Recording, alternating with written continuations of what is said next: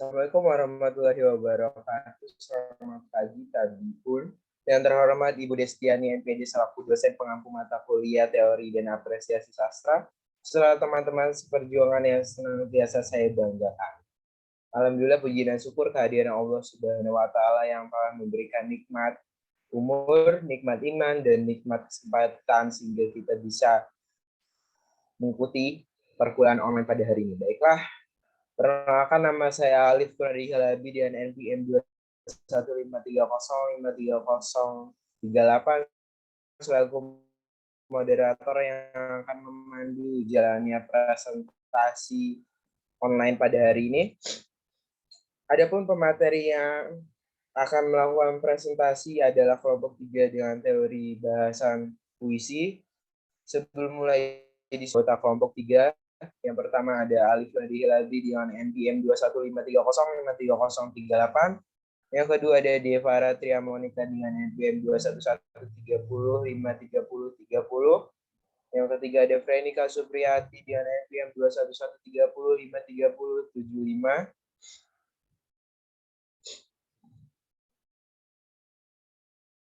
Selanjutnya ada Fadila Oktaviana dengan NPM 21530533030. Dan ada Putri Adelia Rizaldi dengan NPM 21130533021. Dan yang terakhir ada Kade Asi Septiani dengan NPM 21130533123.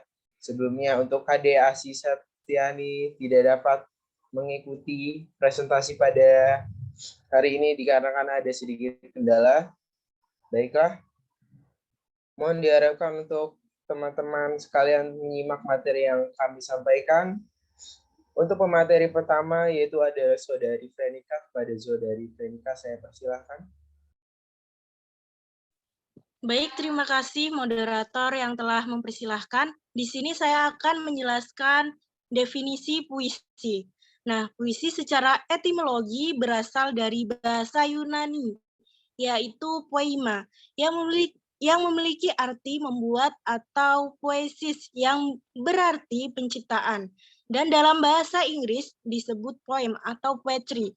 Puisi diartikan membuat dan penciptaan karena lewat puisi pada dasarnya seorang telah menciptakan suatu dunia tersendiri yang mungkin berisi pesan atau gambar suasana-suasana tertentu, baik fisik maupun batiniah. Menurut Aminuddin 2000 di halaman 134. Selanjutnya.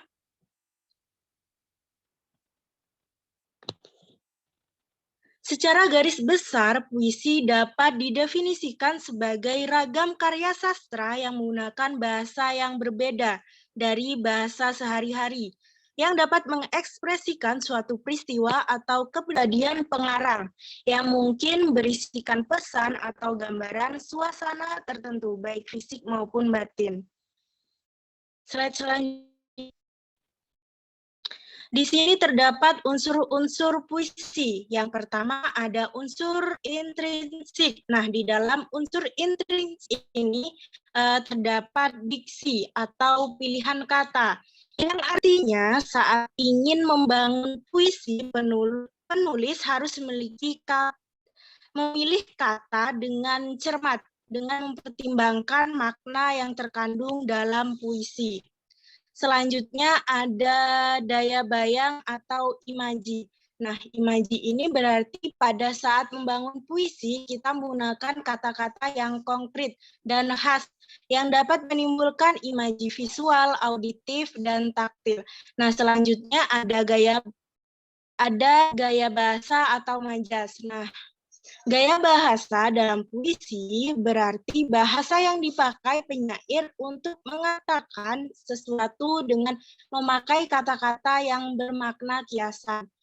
Selanjutnya yaitu bunyi. Nah, di dalam puisi, bunyi ini lebih mengarah pada penggunaan kata tertentu, sehingga menimbulkan efek nuansa yang berbeda.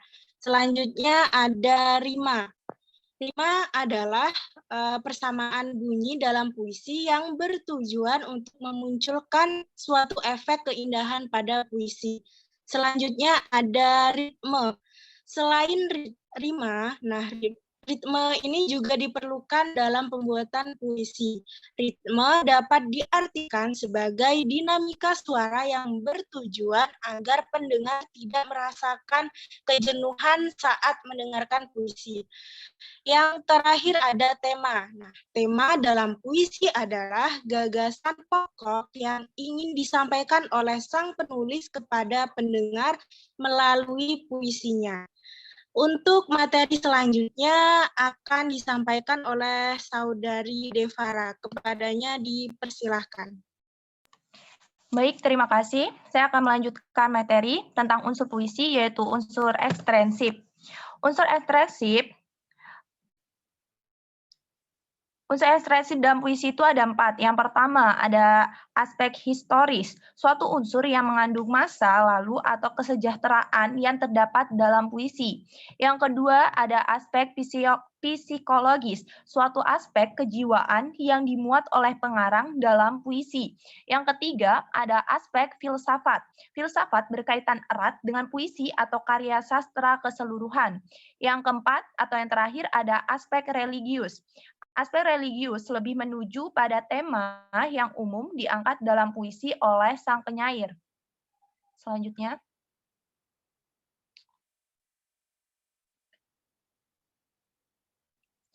Puisi dibagi menjadi 2, yaitu puisi lama dan puisi baru. Puisi lama ialah puisi yang muncul dan berkembang sebelum adanya pengaruh dari sastra barat yang masuk dan berkembang di Indonesia.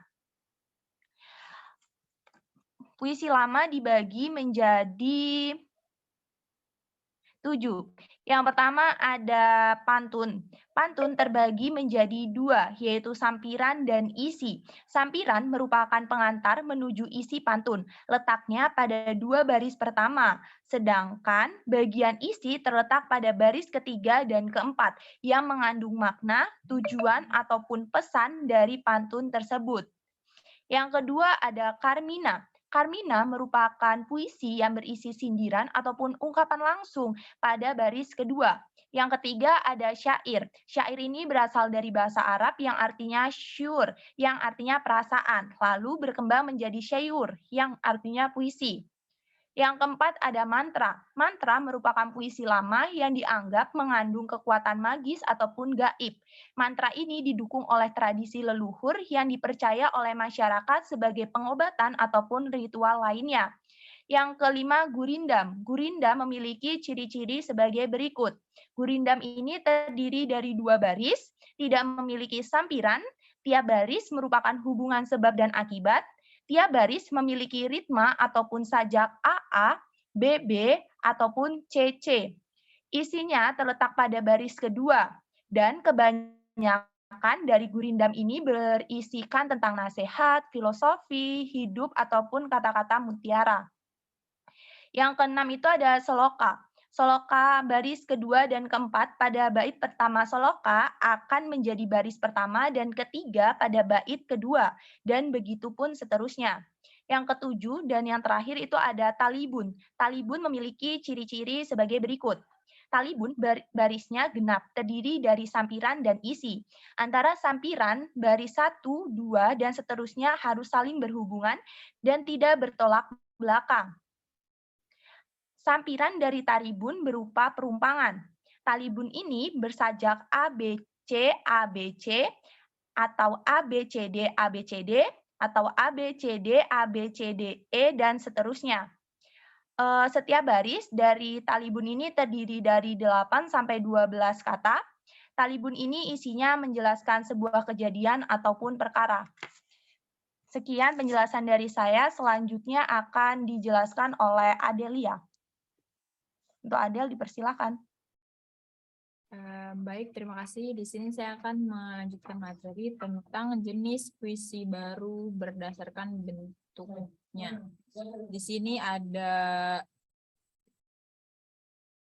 8 jenis puisi baru. Yang pertama itu ada distikon. Distikon merupakan puisi yang terdiri dari 2 baris pada setiap baitnya. Terus kedua ada terzina, merupakan puisi yang terdiri dari 3 baris pada setiap baitnya. Terus kalau yang ketiga itu ada kuatrain merupakan sebuah puisi yang terdiri dari 4 baris dalam setiap baitnya. Terus yang keempat ada kuin, merupakan sebuah puisi yang terdiri dari 5 baris dalam setiap baitnya.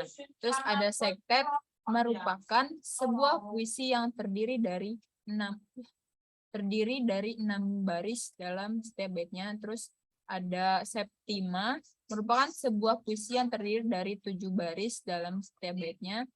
Terus yang ke 7 ada oktav atau stanza, merupakan sebuah puisi yang terdiri dari 8 baris dalam setiap baitnya. Terus yang terakhir ada soneta, merupakan sebuah puisi yang terdiri dari 14 baris dalam setiap baitnya yang dibagi menjadi 2. 2 bait pertama terdiri dari 4 baris, dan 2 bait kedua terdiri dari 3 baris.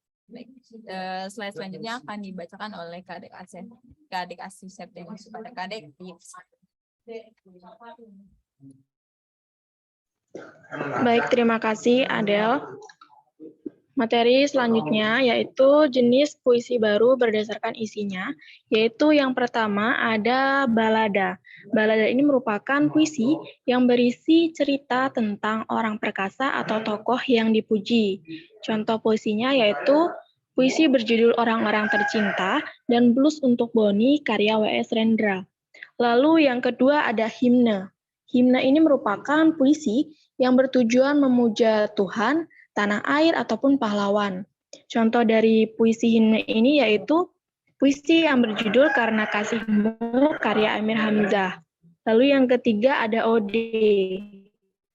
Ode ini merupakan puisi yang berisi pujian terhadap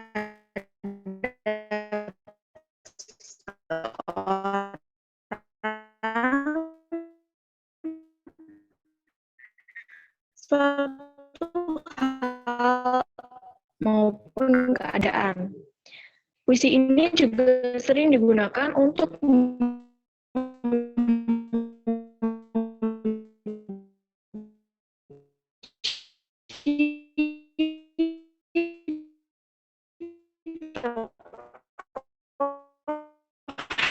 yang dikagumi atau yang telah berjasa. Contoh puisi ini yaitu puisi yang berjudul Ibu Kartini karya Fatkan Tehakwi. Lalu yang keempat ada epigram. Epigram ini merupakan puisi yang berupa tuntunan atau ajaran hidup. Contoh puisi epigram ini yaitu puisi yang berjudul Perjalanan Usia karya Chandra Malik. Lalu yang kelima ada romansa.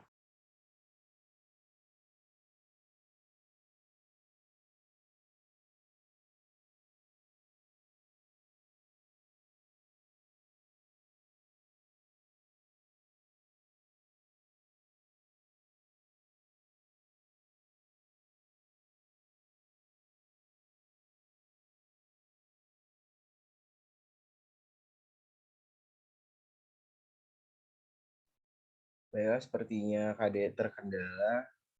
Materi dari KD akan saya lanjutkan. Yang kelima ada romansa. Romansa puisi yang berisi kisah percintaan, surat cinta, karya W.S. Raden. Yang keenam itu ada elegi. Elegi yaitu puisi yang mengungkapkan perasaan duka atau kesedihan. Yang terakhir ada satire. Satire yaitu puisi yang mengungkapkan perasaan ketidakpuasan atas suatu keadaan dengan cara menyindir atau mengkritik. Baiklah, itu materi yang dapat saya lanjutkan. Selanjutnya saya serahkan materi selanjutnya akan disampaikan oleh Saudari Fadila. Pada Saudari Fadila, saya persilakan.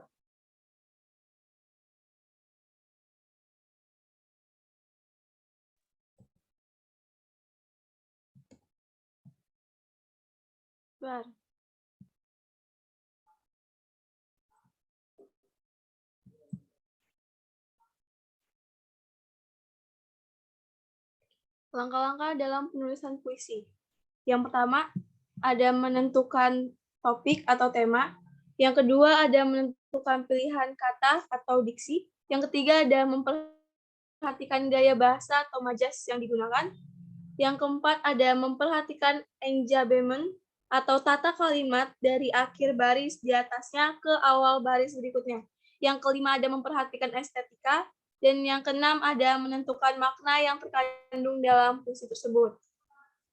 Selanjutnya, ada beberapa tahap dalam menulis, yaitu ada 3 tahapan. Yang pertama ada tahap perasaan atau menemukan ide. Yang kedua ada tahap berpikir atau setting. Dan yang terakhir ada tahap permainan kata. Selanjutnya saya kembalikan kepada moderator. Baiklah, kesimpulan secara garis besar puisi dapat didefinisikan sebagai ragam karya sastra yang menggunakan bahasa yang berbeda dari bahasa sehari-hari, yang dapat mengekspresikan suatu peristiwa atau kepribadian pengarangnya yang mungkin berisikan pesan atau gambaran sesuatu tertentu baik fisik maupun batin. Sebuah puisi juga mengandung unsur intrinsik dan unsur ekstrinsik yang dapat mempengaruhi puisi sebagai bentuk suatu karya sastra.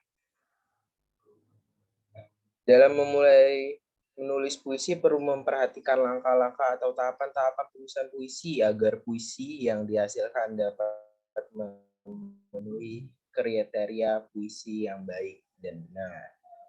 Baiklah, demikianlah penyampaian materi dari kelompok 3. Saya selaku moderator meminta maaf atas segala kesalahan dan kepada Allah Subhanahu wa Ta'ala, mari kita sama-sama memohon ampun.